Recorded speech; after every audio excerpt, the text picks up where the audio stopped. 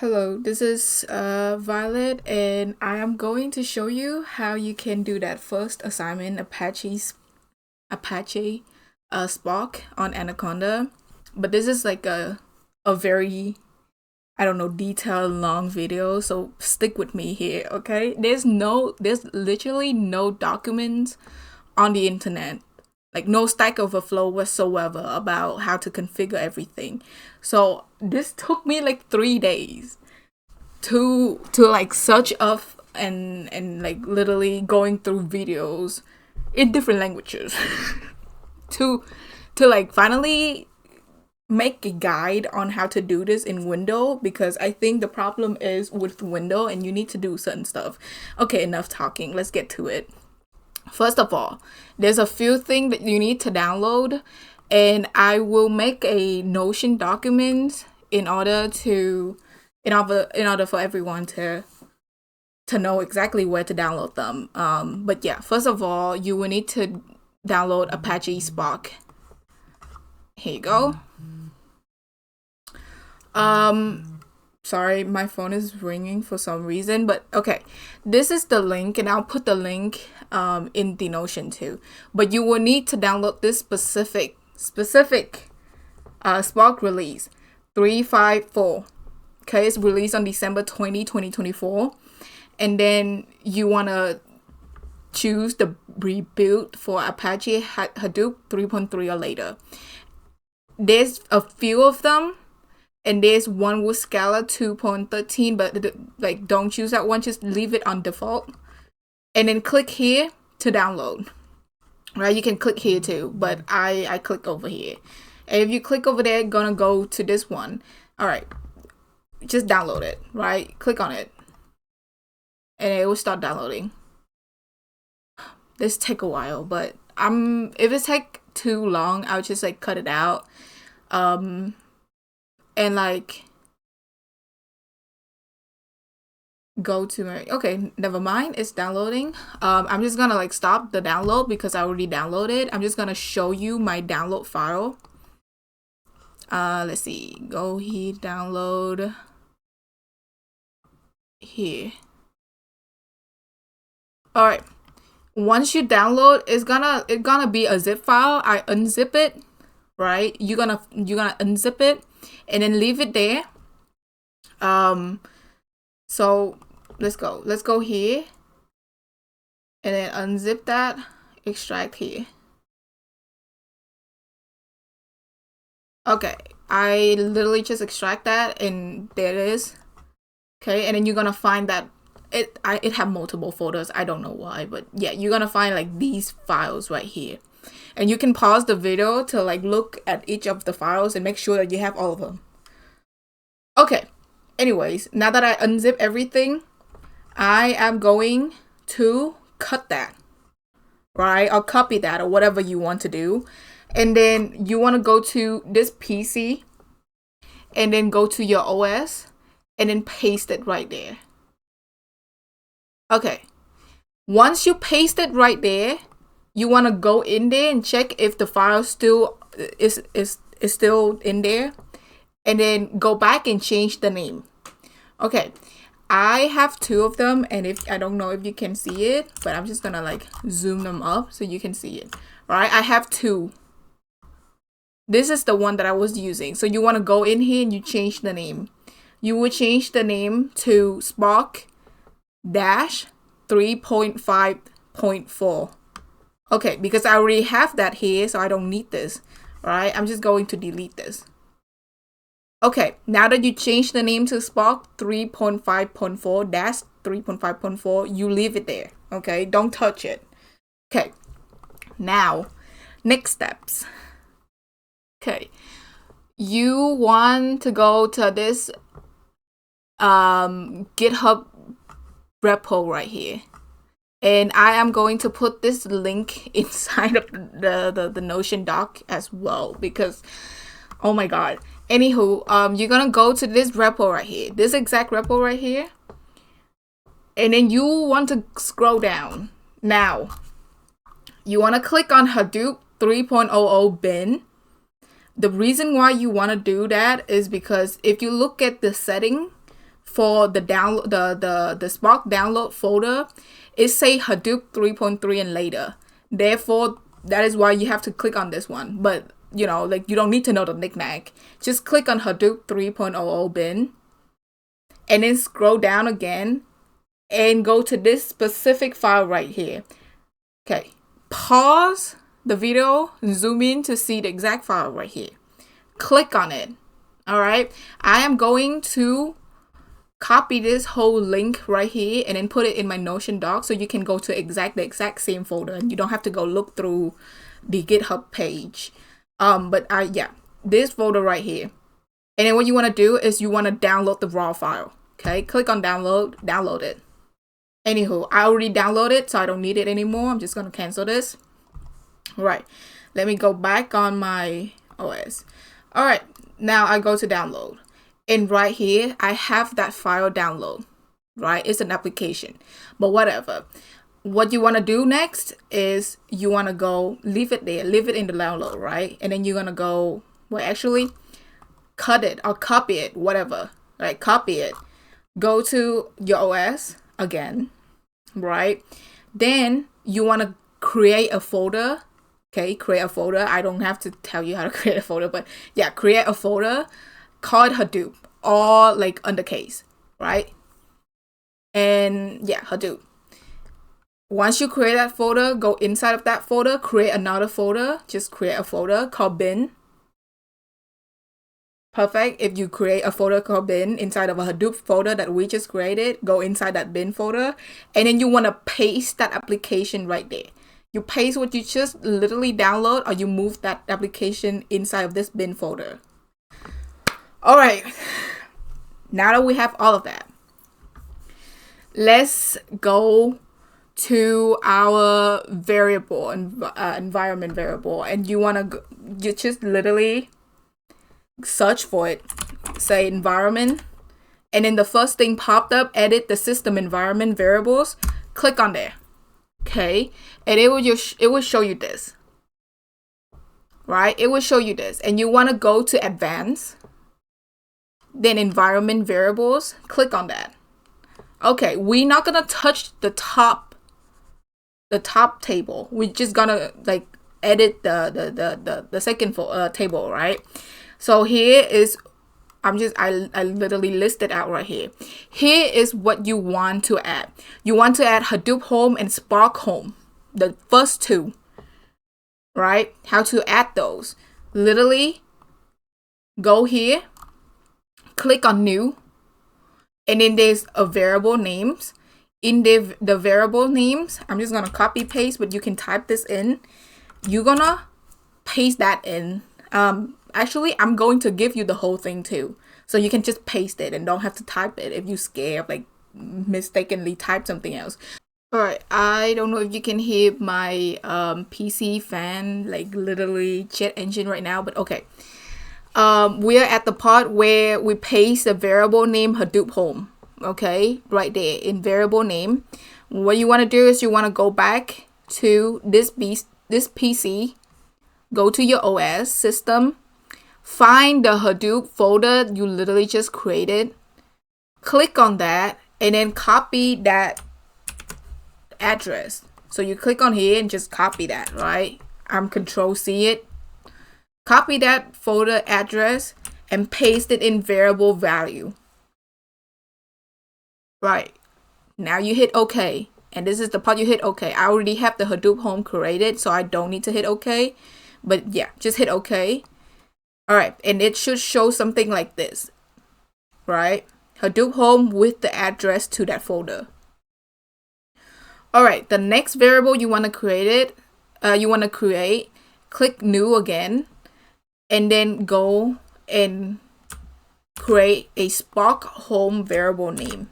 So Spark all caps, underscore home all caps. All right, now that you create that, we want to go back to our OS system, right? You want to find that Spark dash 3.5.4 you just rename, okay?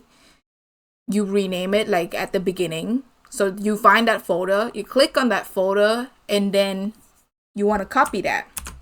address, right? You copy that address and put it in variable value down there. Once you do that, click OK. I'm not gonna click OK because I did that already. And then you will have something that say Spark Home. Let me find that. Okay, Spark Home, and then the variable value is that address to the folder that you just put in. All right. Okay, now that you have that, okay, this is the important part. Go and find a variable called path, and it should be path with a P capitalized, and everything else is normal case. It should be like this. You double click that, and it should show you this whole table right here. I know some of you have done this already for other application, but I don't know if people mess with this. I'm just doing like a very detailed things right here. So you want to go down, right? No, you have the table right here. You want to hit new, click on new. Okay, it should be like this. It should give you the thing so that you can type something in. What you want to type in, and I'll type in this thing, this notepad right here. What you want to type in there is percentage Spark Home, the two variable you just created. So Spark Home first, all caps Spark underscore home all caps, percentage again, and then reverse dashed bin. Is that called dash? I don't know. I don't know what it called, but like that symbol, bin. Okay, and I am going to put that in the Notion doc as well, so you can just copy paste it. Okay, and then once you do that, let me copy that. Click on new, just paste that in here, and then click on new again. Don't click OK. Right? Click outside and click on new again. Okay, you see I already have that, so I don't need this one, so I'm just gonna delete that. Yeah, it should look something like this. Spark Home, percentage, Spark Home, percentage, and then that reverse thing in bin. What this is telling the machine is, hey, going to that variable value, so the address to the folder, and then find the bin folder and access that folder. It's just literally that. Okay, all right. The next variable you want to create, hit on new again. Don't click OK yet. Click on new again. And then the next variable you want to create is percentage Hadoop all caps underscore home all caps, percentage again, bin. Right? Okay. You wanna create that variable now. Okay, let me just copy paste that. Copy that, click new, paste that in here. I already have that right here. So yeah, once you copy paste that, you should have something that look like this. Spark Home and then Hadoop Home. Percentage, like the exact format that I put in here. Right? Okay. Now once you've done everything, follow the steps. You wanna hit OK.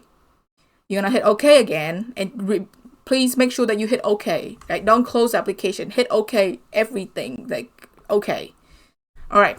Now that you hit OK, you successfully create a Spark Home, a Hadoop folder so the Spark can call, and then you set the path variables, right?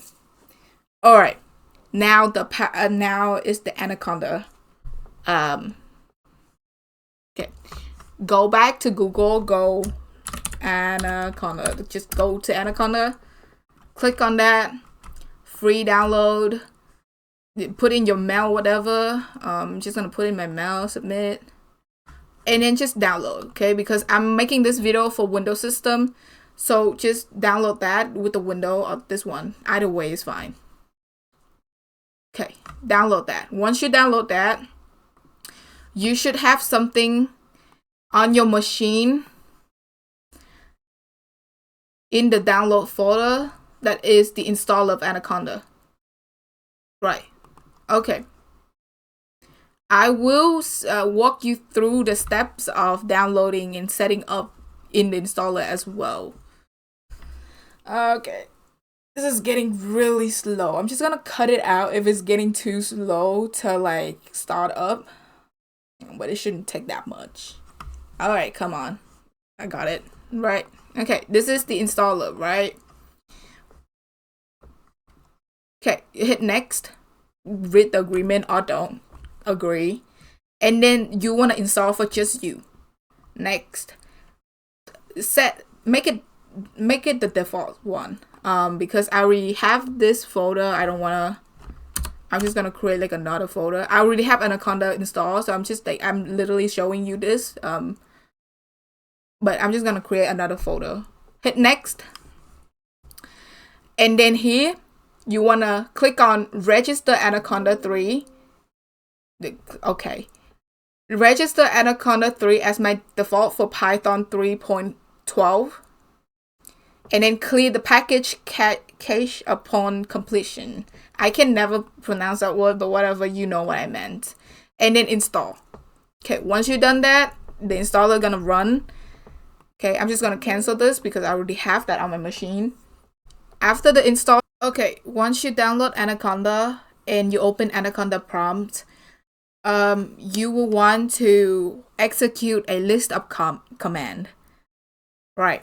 Here is the list of command, and I'll put these in Notion so you know where to reference them. But first of all, you will need to check for your Conda environment.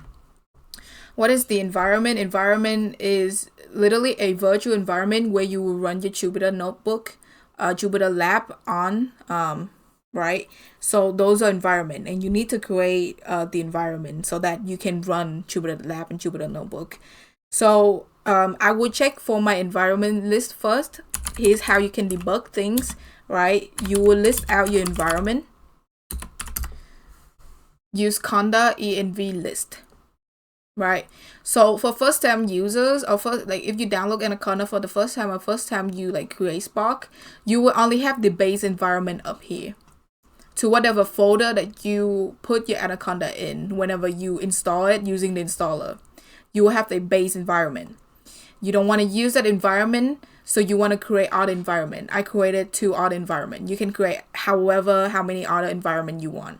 Okay, but for your first time users, or if you wipe your computer and do it for the first time, do it again. Then you only have a base environment. Okay, now that you check the list, you know that you need to create new environment. You will now create a new environment using conda again. So conda create -n. -n is just like name, assigning the name.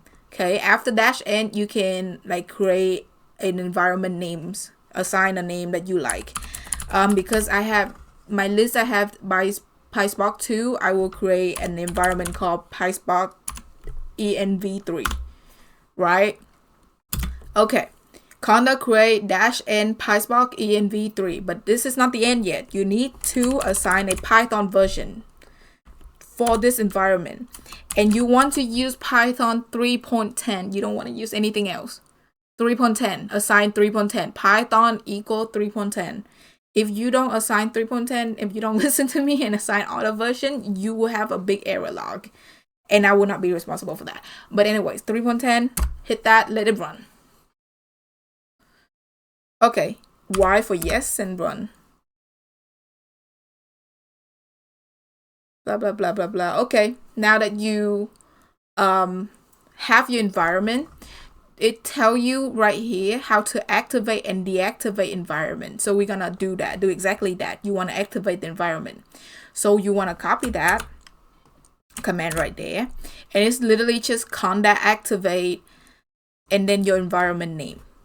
Hit enter, and then it will jump from base to the environment name, right? Environment right there. Okay, to deactivate, it's just conda deactivate. I'll just try this out for you to see. If you say conda deactivate, it will literally jump back into base. Right, okay, now clear this, the terminal screen so you can see better. Okay, you want to activate it. So conda activate, and then your environment name.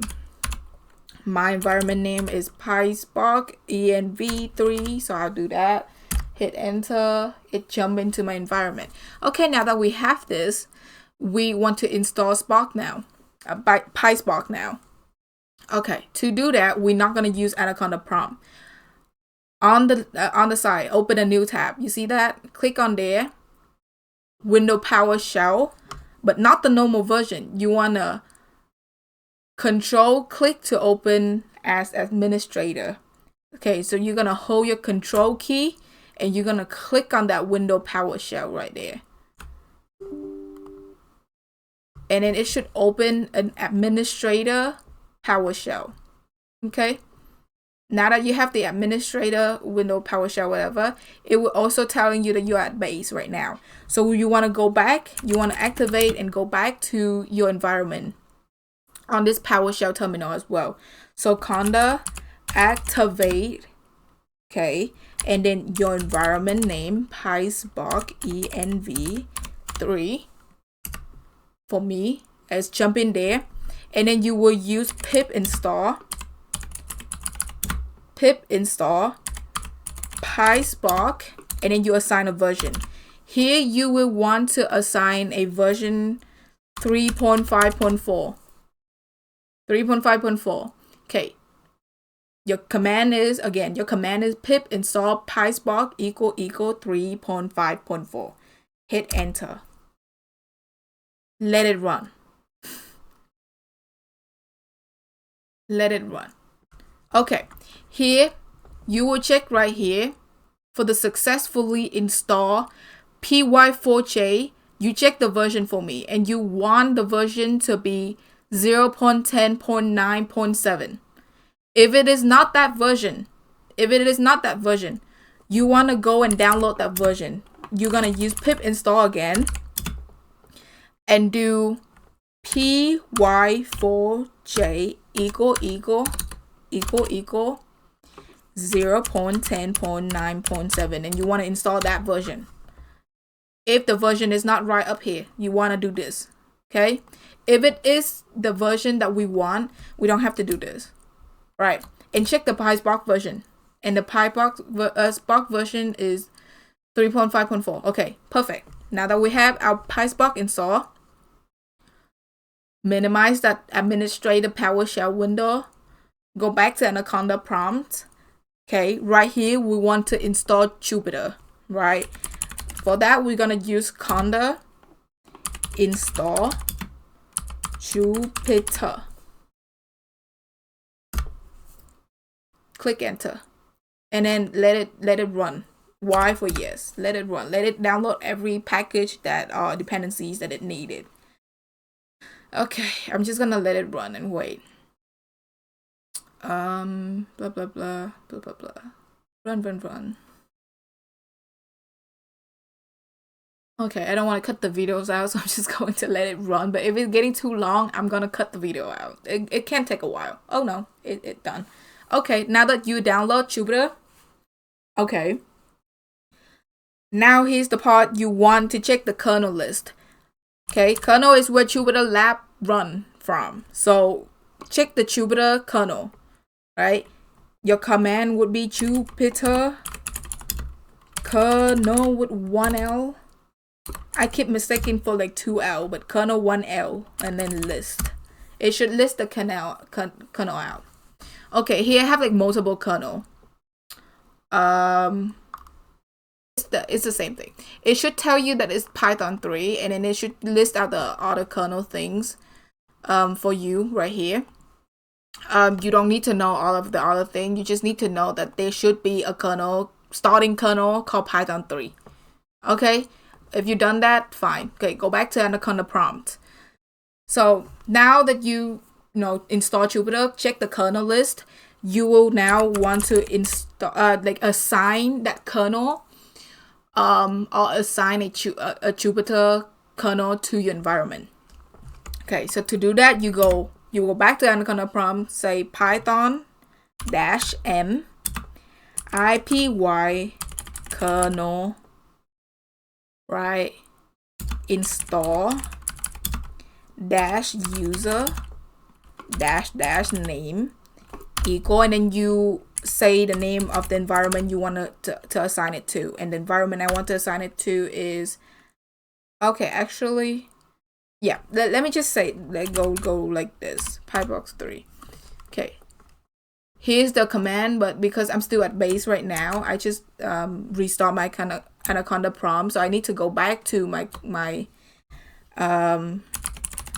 environment, conda activate. Sorry, this is getting a little long, but it's fine. PySpark env3. Okay, go back. Okay, now I want to assign the kernel using the same command that I just like write out. Okay, hit enter.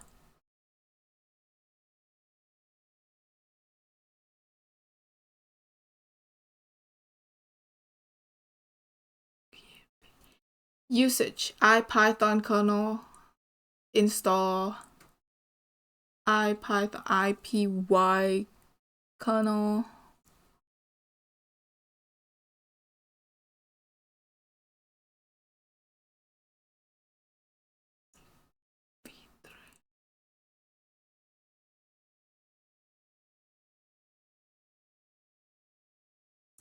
Okay,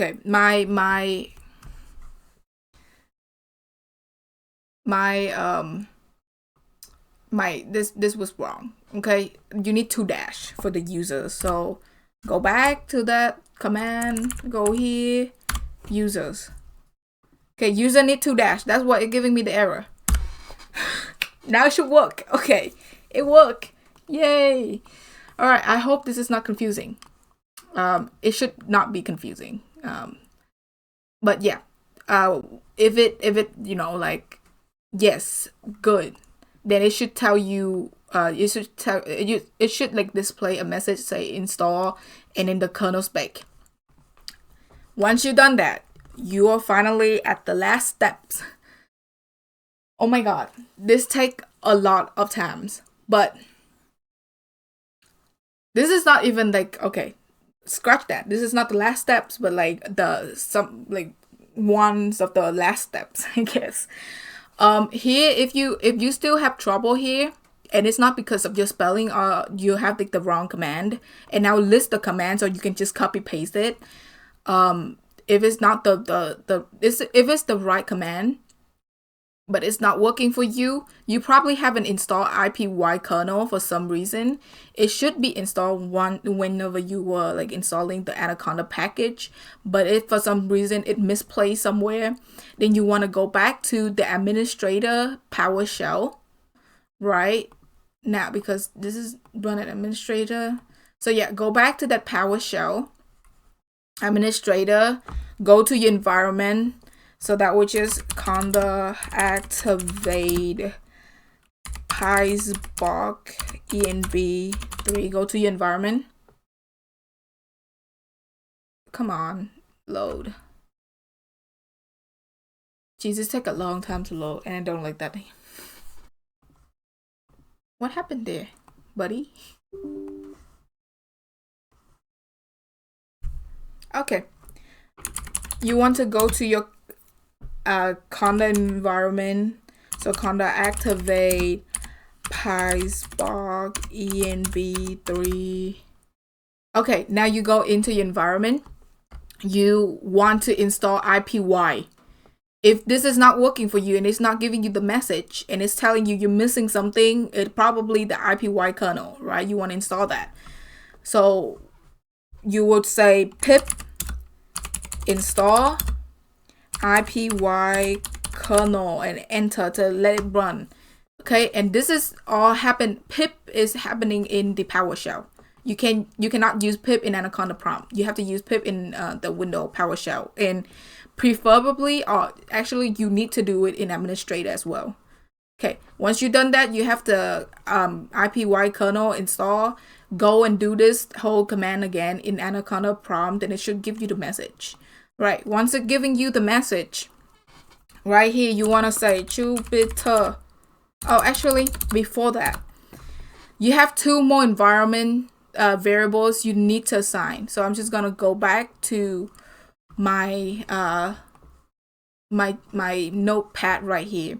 You need to create another environment variable called PySpark driver Python and PySpark Python. To do that, go back, go to edit system environment, and I'm just gonna say it right here so we can all see it. System, just say environment and it should pop that out. Okay, first thing, go on there. Okay, right here, click on advanced, go to environment variables. Okay, now that you have this, go to system variable. Don't touch the upper thing. System variable, click on new, and then you want to copy this thing, PySpark driver Python, but I'm just gonna type it out so you have time to type it with me. PySpark underscore driver Python. Okay, right, now that you have that variable name, you want to assign the variable value now. So the variable value, want to go back to your Explorer, go to OS or this PC and go to OS. Then you want to go to users. Right, you go to wherever you downloading your Anaconda to. If you let the installer downloading it to like the default folder, it should go to users, right? You go to users, you go to wherever your Anaconda is. And the best way to check where your Anaconda folder is to go to the Anaconda prompt right here. And then you literally see it right here. Users, see your OS, go to users folder and go to that is my personal folder, right? And you do that. Here, I go to the exact same path. And then you see Anaconda 3. It should list at Anaconda 3. Go there. Okay. Now that you go there, you will find a folder that is ENVS. That is your environment folder. Go in there. Okay. You will now find that environment you just create. And the same environment that I was showing you the whole video is the PySpark environment 3. Click on that. Okay. Now that you have a list of things, scroll down and find a Python application, and it should say Python right here. And if you like hover over it, it should say file version 3.10. You want 3.10. You want it in the type application. Okay. Now that you know that is where it is, you don't click on anything else. You just go to the address bar, copy that. Okay. It is all right. So I am at the part where I'm telling you to copy this address right here. So you want to copy that, right? Minimize this, go back to the new, and I should have the variable name Python driver right there, but because I like close it. So, okay, let's just paste that in there first. Okay, so variable name PySpark driver Python. You want to copy that address. Let me go back, copy that again, copy that address, paste that in variable value, right? But before you do anything else, do like the slash, reverse slashed, and say python.exe. Now you should say python.exe, and then you should hit OK. And then it should create a variable called PySpark driver. And then it should list the variable value as the address to the folder, to the environments, and to the environments folder that direct to Python.exe, your Python application. Okay. You want to hit on new again. And the next thing you want, the next variable you want to create called PySpark Python. PySpark all cap underscore Python, and I'm just gonna put this whole thing in a Notion so you know where to reference them. Okay, PySpark Python will have the same address and with PySpark driver Python, right? The same thing. You paste that address to the PySpark environment 3 or whatever environment folder that you copied. Do the reverse slash and say python.exe. And then hit OK. Okay, now you see here, PySpark driver Python, you should have that address, PySpark Python, you should have the same address. Okay, once you've done that, hit OK, hit OK. All right. Now, fun part right here. Once you have everything created, assigned, whatever, you want to go to your Jupyter lab. And to do that, you will like write Jupyter lab, run that, and that should connect you to the server. Just literally open it for you, so you don't have to do anything. And my local host is that port right there, but if you have like a different local port, then what it will assign there, right? So it like literally opened this for me, but for the sake of this, close this first, right? Close it, and then you will see notebook right here with all of the environment you created. And because we created the environment PySpark 3 right here, I'm just gonna click on that, and it should give you these, right? So now is the version where now is the part where you copy paste from Yay videos. And I'll do that right here.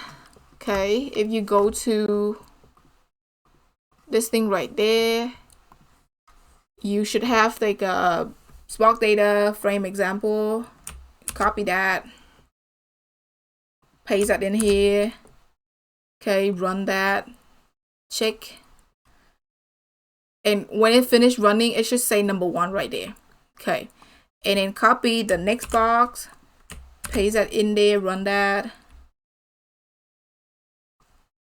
Boom. Okay, run. Okay, then you want to show that using df show, run that.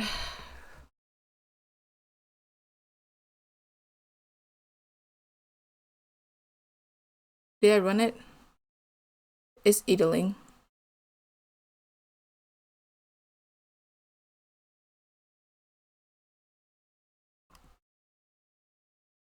Okay, because it's idling. It should have like that thing right there, right? And you can see the runtime.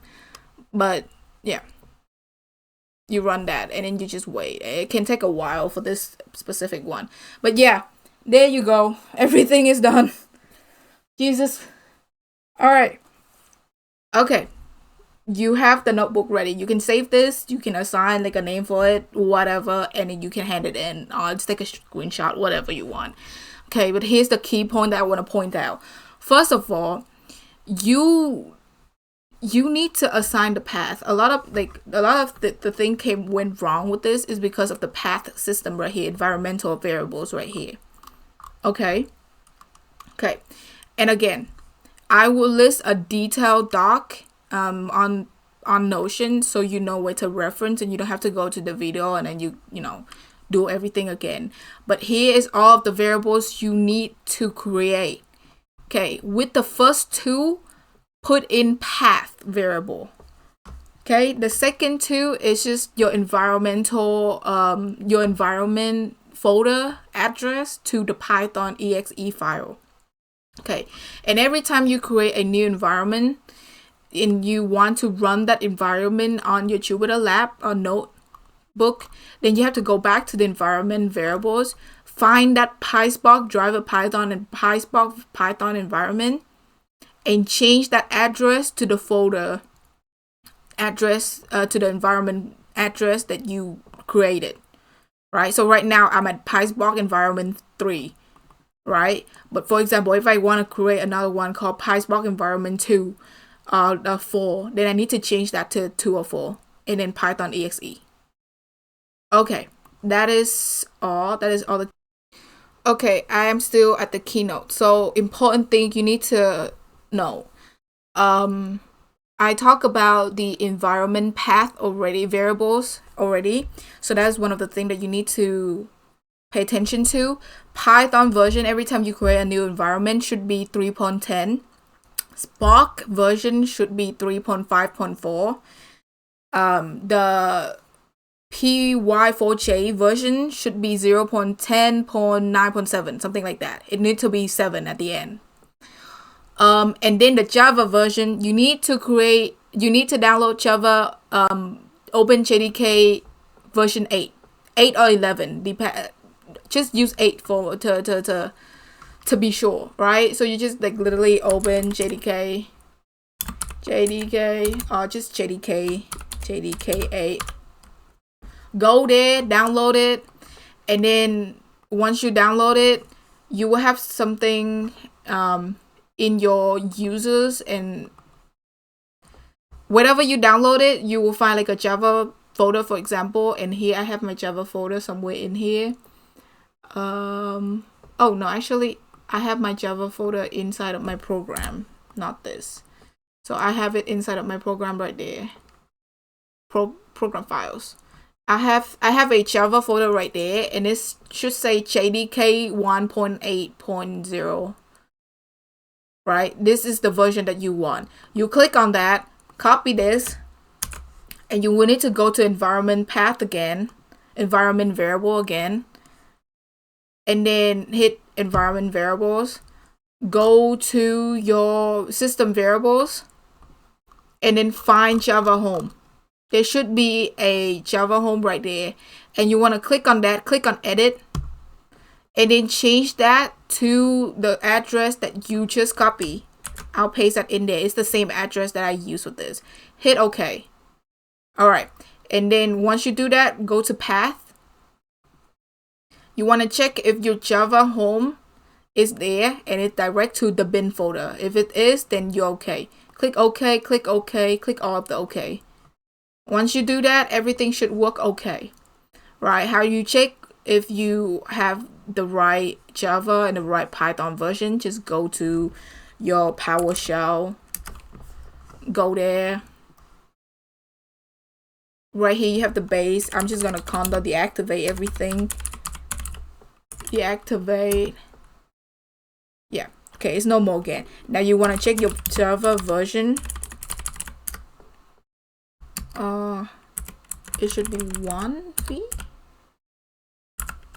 or is it 2? Let's see, Java version. Okay, yeah, 1 dash. Java version, and it should say, okay, it's Java version 8 right there. And then you want to check the path. To do that, you literally just say equal in your Windows PowerShell, equal, and then you do you do this $env, right? And then you will say Java home right there, and it should equal. Okay, that is the address. Check the address to see if it's correct. If it is correct, then you're okay. And then you want to check your Python. Actually, where Python. Okay, it did not give you anything. Oh, actually, you don't need to check your you check your Python using Conda. So Conda activate, go to your environment again. Conda activate PySpark env3. Go there. And then go to once you're in there, you will check your Spark. So you will literally say PySpark right here. Click on it. It should run. And then you should see the Python version first thing first. And it should be Python version 3.10. Okay, and the Spark version is right here, 3.54.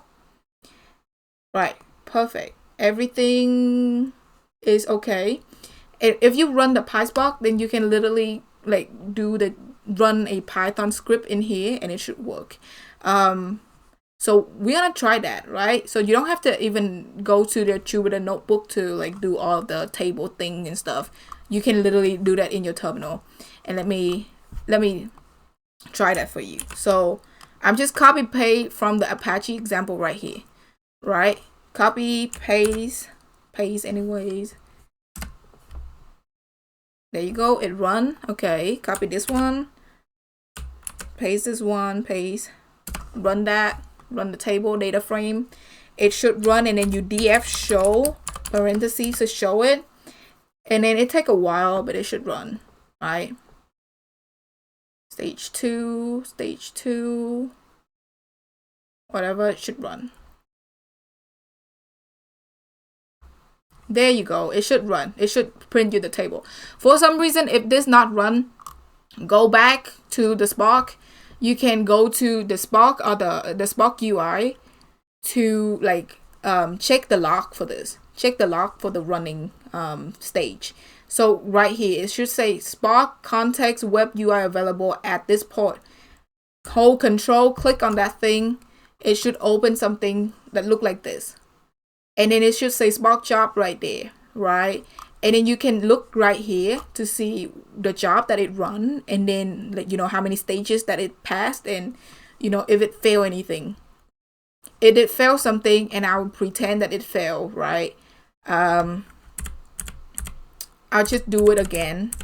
I'll just like literally copy this again, and then pretend that something failed. And if you want to like get out this Python script, then you hold Control Z, hit enter, unexpected, and then Control Z, hit enter. Yeah, then it should jump out, and then you CLS to clear the screen again, and then PySpark to run Spark again. Okay, take a while. All right, go to that port right here again, hold control, click enter. All right, here is the Spark job before you run any script, right? It should say something like this. Okay, and then let me just like make something fail so you know how to debug things. Let's go to that Apache again. Where's that Apache?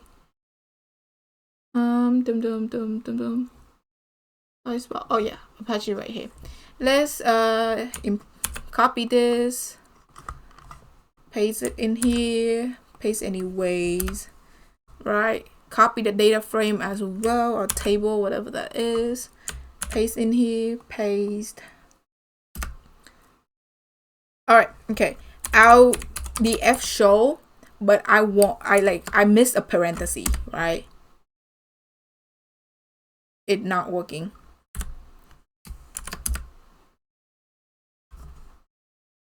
And it should say something in the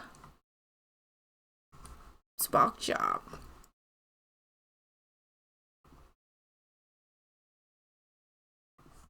Oh, why is it not working? That is really funny.